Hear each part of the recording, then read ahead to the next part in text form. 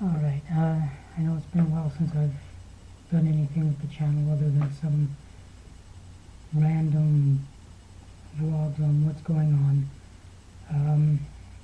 In between working at my other job and trying to get my business started up and get it going, I've spent a little bit of time surfing through YouTube and looking at the different things that they've done for cosplay and Halloween projects and things like that. And a lot of the videos I've been seeing are on building Mjolnir and Stormbreaker from Thor, Avengers, and the Infinity War movies.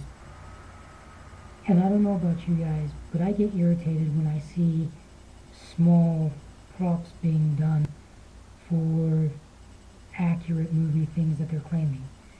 Now, I understand that, you know, an 8-inch block made into a hammer, 8-inch tall by 8-inch long and 8-inch wide is alright, but that's small. It's actually 2 inches shorter than the actual length of the hammer. It takes a little Google search and you can find legitimate measurements from the movie props. Now, the only thing that changes in the movie prop is the length of the total overall length from the top of the hammer to the bottom of the pommel and the length of the leather strap. Aside from those, the other changes are very minor. It's just the outer look to the hammer's head, like a color. You go from a nice shiny aluminum steel look to a darker, more weathered look. But other than that, the spacers on the hammer are the only thing you can really notice.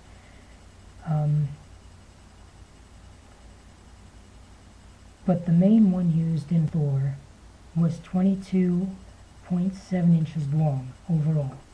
So I drew this up.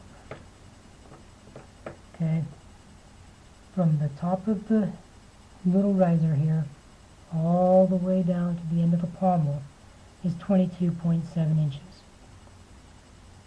The strap, 13 inches, sometimes 12 inches. The diameter of the handle varies. The ones he uses when he's swinging around and when they're throwing it to him to show, that recoil, they're 1.5 inches to just slightly under 1 3/4 inches. I mean, it's very, very small. But it's to reinforce it because in a couple of the scenes you've probably seen in the gag reel in Avengers when Thor caught his hammer, the top broke off. There was another scene where he boggled it and finally caught it. And in the Thor movies themselves, there was times he would go to swing the hammer, and when he would stop short to show an impact, the top of the hammer would break off. So the overall length of the handle itself is 20 inches. You're seeing 18 inches of it in his hand. So they're keeping 2 inches inside the hammer head, so it stops it from breaking off. Now, like I said, the overall length from face end to face end is 10 inches. Okay, the faces and the width, the top of the hammer and the width of the hammer is 8 inches. The faces come down to 6.5 inches by 6.5 inches. So there's a 2-inch drop to the face, well, about 1.5 inch drop to 2-inch drop on the face, depending on which measurement you want to use.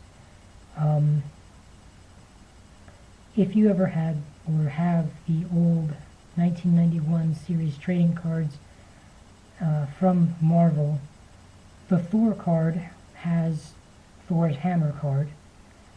Talks about Mjolnir. it says it's 22.7 inches long, and the faces are 6.5 by 6.5 inches. That's all it gives you. So based on those, you've got an 8-inch tall by 8-inch wide hammerhead.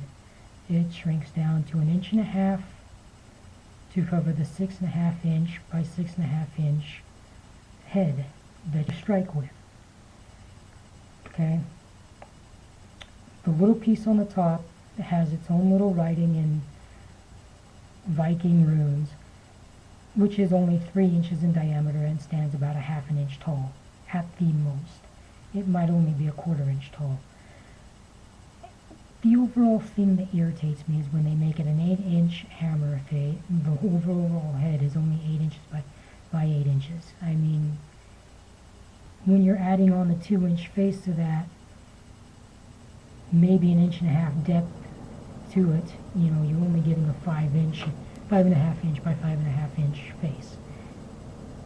If that's what you want to go for, fine, but don't say it's an official screen accurate hammer when it's that small. I mean, that is a major difference in screen accuracy when you're going from a 6.5 inch face to a 5.5 inch face. That's an inch. You know, you're missing an inch in there. And when you're going a total of 10 inches in length for the hammerhead, the full head, you need that. That is what gives the hammer its weight. A lot of the people I've seen that do these also do them out of cardboard or EVA foam, which is fine. You know, do what you can afford. But please make them proper measurements if you're going to say it's screen accurate.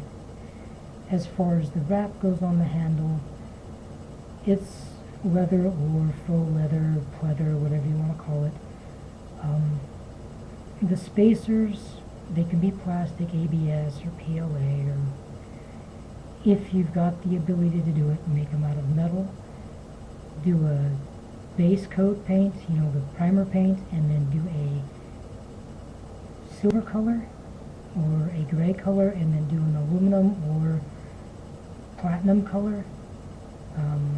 They're actually supposed to be gold if you look at the movie shots. If you pause it just right in the screenshots, it's gold. So do a primer coat and then do silver and then cover that with gold to get a nice shiny gold look to it. That's the best way to do it. The actual overall weight of the hammer, according to the Marvel trading card, is 42.3 pounds. That's the base weight. So obviously you're not going to make it that heavy, even though according to scientists a 8-year-old should be able to lift that with no problem. But I find it irritating when they do the wrong measurements and say it's screen accurate. I thought I'd give this out. I bought a Ruby's Marvel approved hammer for Halloween.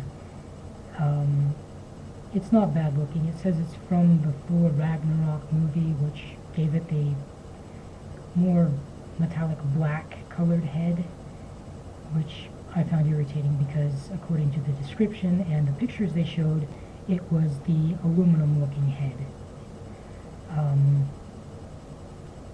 And then the handle has a slight bend in the middle of it, so it kind of goes like this before it's straight, which is alright. I didn't end up using it. I got the day off from work and I slept most of the day to catch up on stuff. But yeah, just if you have to, buy a cheap hammer off of Amazon. I got mine for, I think it was $11, and it had free shipping. I bought it on the 19th and got it on the 20th, the 22nd, somewhere around there. You can get them rather quick. Get those, look at them. If you're going to make your own hammer, use that. Check the measurements though, because I don't think mine is 10 inches. I think it's only 9.5 inches long. So it looks alright, but check your measurements. Do it proper. I don't mind you doing them. I like to see how people do things. I'm impressed by how some people do all their stuff and make it look really good. But honestly, if you're like me and you get irritated over little things like that, it goes a long way. Screen accurate, get the proper measurements. It took me a whole seconds to Google Marvel Mjolnir measurements from the movies. Overall, it's 22.7 inches. Sometimes they say 24 inches. It just depends on what the hammer's made out of and what they're using it for in the movie. But overall, 22.7 inches is decent. That gives you an 18-inch long handle to work with. The face is 10 inches long overall. That's from faceplate to faceplate. 8 inches wide, tall by 8 inches wide. The striking face is 6.5 inches by 6.5 inches.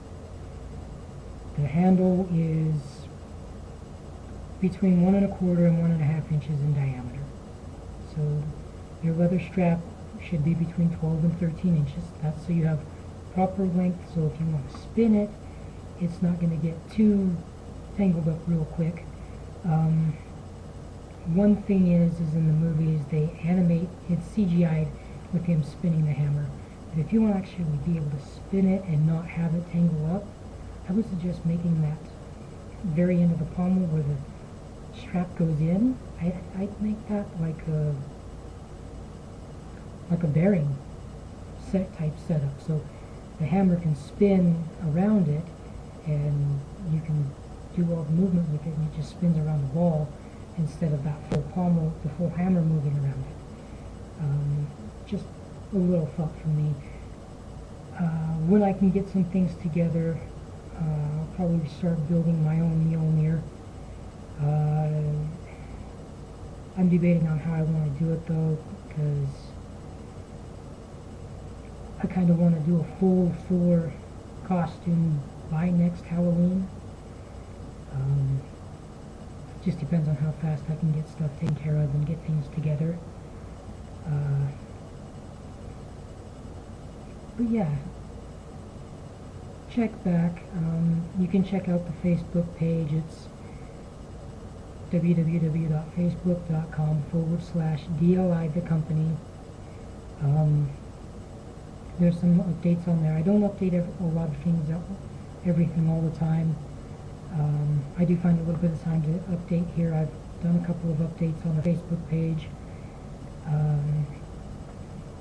www.darklandindustriescompany.com. No, sorry, it's just www.darklandindustries.com. Will take you to the corporate website. I'm still working on all that. I'm doing everything, like I said, by myself in the last update or two ago. But I'm really working hard on this. I'm stuck waiting on lenders. And you know how they can be when it comes to lending people money for things.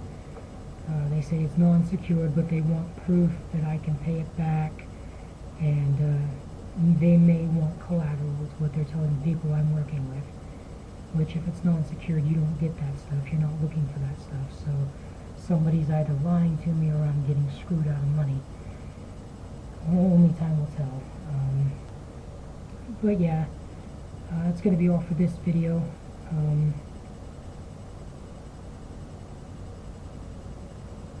Yeah, so hopefully get another update out soon. Have a good night.